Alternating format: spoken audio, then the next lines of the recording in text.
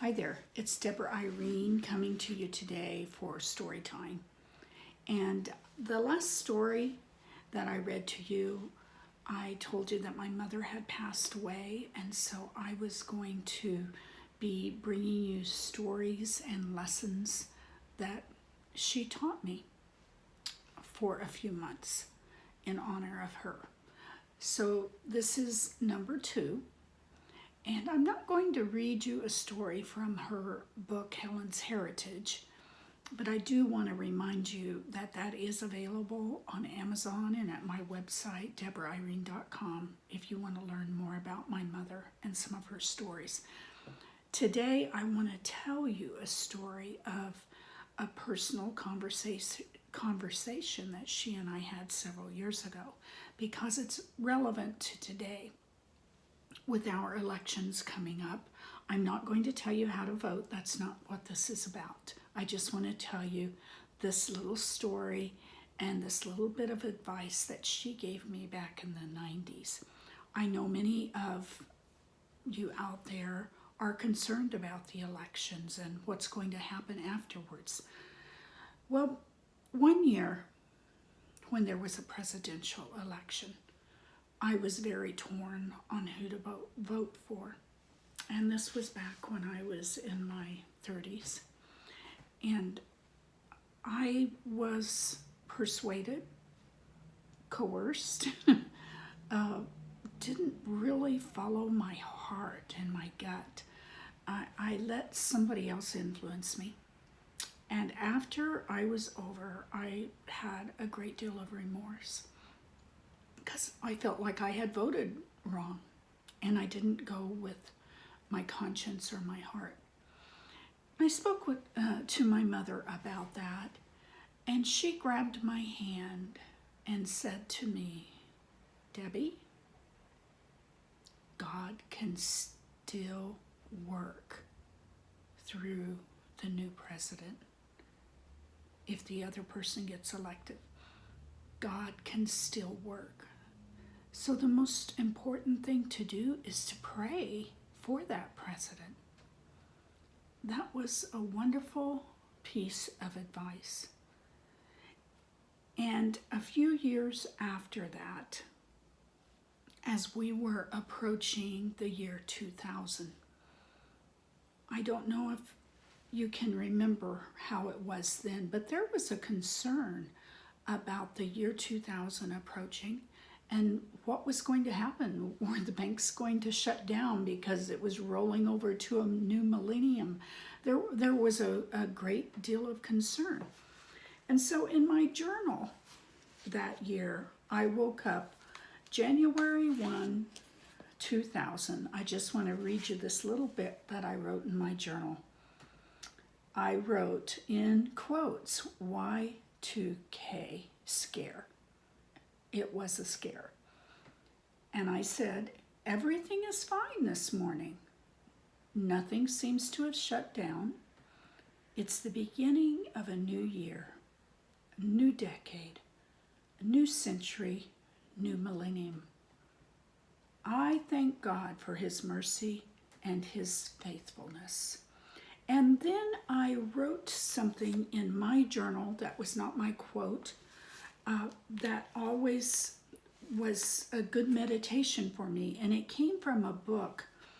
The title of the book was Meditations for Women Who Do Too Much. And this always spoke to my heart. And so I wrote this down afterwards. Fate keeps happening. Our lives are not set in stone. Lives, like flowers, continue to unfold. We have options and we have choices all along the way. Yet, we do have the ability to alter our present and our future. Fate is a process that continues to emerge. The process of life keeps happening. And in some ways, I think that's what my mother was telling me. We can still pray, and we should still pray, no matter who wins the election. We should pray for that person and for our country. Little did I know when I wrote just that little bit down in my journal on January 1, the year 2000, what was going to happen that year. But I remember thinking, you know what? This is the beginning of a new millennium. I need to collect a few things, sort of like what you might call a time capsule. I'll collect a few things and put them in this time capsule and look at it years later. Well, my time capsule ended up being a big tin, you know, that popcorn used to come in. And I didn't collect as many things as I should have. But throughout that year 2000, as things that seemed to be important to me came up, or I thought it might be interesting in future years, I would throw it in this tin. This tin has been in a storage unit for a long, long time. And I opened it up the other day to see what was in this. So I'm going to share a few things and hope that this brings some meaning to you when I get to the end, to tie in with the advice that my mother gave me all those years ago. So the year 2000 was also a presidential election that year. And it was a contested election, and it was the one where George W. Bush and Al Gore were running against each other. So, at the end of the year after the election, you may recall that the vote was so close, and especially in the state of Florida, they had trouble voting and counting the votes. And so I have a copy here of Time magazine, and this was the issue November 20th of 2000, and it says standoff, and it was a special report, the wildest election in history. Picture of George Bush and Al Gore. Do you remember that? Well, then in December, in December and January, we do know who the president ended up being, and George Bush was declared the winner, but not before there was quite a bit of controversy and vote counting. So I collected a few funny things that happened along that time. I found them in here. Most of them were jokes. And on this one sheet of paper, it says voting for dummies. And it kind of gives you silly instructions because the people in Florida had a hard time voting and they had a hard time counting those votes. So that was kind of a funny joke. And then here, I don't know why I copied this, but if you remember that commercial, this kind of mimics the commercial then. Haircut at the mall, $10. Suit off the rack, $300. Losing the presidential election because 19,000 of your supporters are too darn stupid to follow the directions and fill out their ballots properly? Priceless. It's just a joke. And then this other joke, there's a picture of Al Gore being a baby, throwing a fit because he didn't win the presidency. You know, why am I sharing this with you? Because we survived, our country survived that election, and we're going to survive this election. I hope that we can all come together and realize that we're all in this country and we're all Americans. This election in the year 2000 was 20 years ago, and now we have another election coming up. And I think what my mother told me back when I was in my 30s is so true. No matter who wins the election, we need to pray. We need to pray for our country and for the person. What else do I have in this time capsule? Well, I had a copy of my family Christmas card in there, as well as Christmas cards from other people. And I had forgotten about this Christmas card.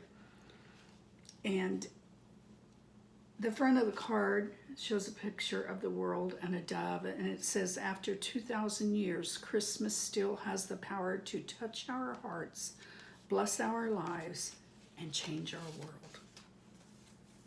And I believe that can still happen. At the end of my family letter, I noticed the very last thing that we put on our family letter said, have a wonderful holiday season and healthy and prosperous 2001. And hopefully by this time next year, we will know who the next president is. We did, we found out. We got through it. So I want to encourage you with that. What else did I put in this time capsule? Well, what I did not know, I have calendars, the coins. Remember the coins collections? I started one.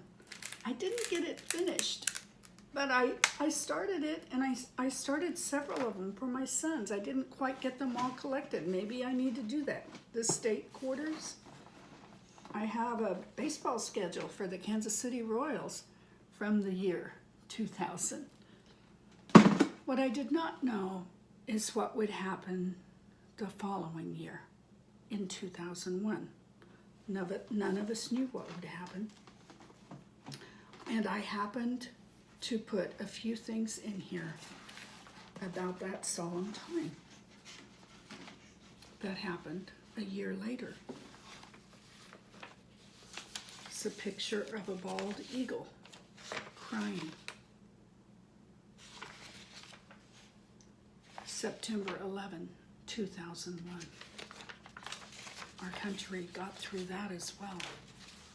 I grabbed a newspaper dated September 13th, 2001, as they're identifying the terrorists.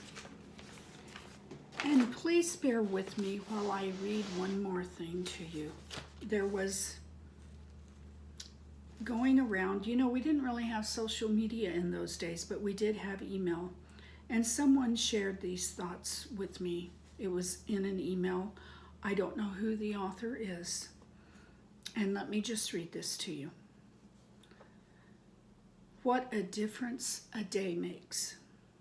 On Monday, we emailed jokes. On Tuesday, we did not. On Monday, we thought that we were secure. On Tuesday, we learned better. On Monday, we were talking about heroes as being athletes. On Tuesday, we relearned who our heroes are. On Monday, we were irritated that our rebate checks had not arrived. On Tuesday, we gave money away to people we had never met. On Monday, there were people fighting against praying in schools. On Tuesday, you would have been hard-pressed to find a school where someone was not praying. On Monday, people argued with their kids about picking up their room. On Tuesday, the same people could not get home fast enough to hug their kids. On Monday, people were upset that they had to wait 6 minutes in a fast food drive-through line. On Tuesday, people didn't care about waiting up to 6 hours to give blood for the dying. On Monday, we waved our flag signifying our cultural diversity. On Tuesday, we waved only the American flag. On Monday, there were people trying to separate each other by race, sex, color, and creed. On Tuesday, they were all holding hands. On Monday, we were men or women, black or white. old or young, rich or poor, gay or straight, Christian or non-Christian. On Tuesday, we were Americans. On Monday, politicians argued about budget surpluses. On Tuesday, grief-stricken, they sang, "God Bless America." On Monday, the president was going to Florida to read to children. On Tuesday, he returned to Washington to protect our children. On Monday, we had families. On Tuesday, we had orphans. On Monday, people went to work as usual. On Tuesday, they died at work. On Monday, people were fighting the 10 Commandments on government property. On Tuesday, the same people all said, "God help us all," while thinking, "Thou shalt not kill." It is sadly ironic how it takes horrific events to place things into perspective, but it has. The lessons learned this week, the things we have taken for granted, the things that have been forgotten or overlooked, hopefully will never be forgotten again. So I want to thank my mother all those years ago for giving me some good advice and hope that God can still work, and we need to pray for our country, and we need to pray for whoever does win the election, because we certainly don't want this to happen to America again.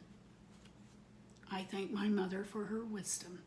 It's Deborah Irene coming to you for story time today, and these are stories and lessons my mother taught me.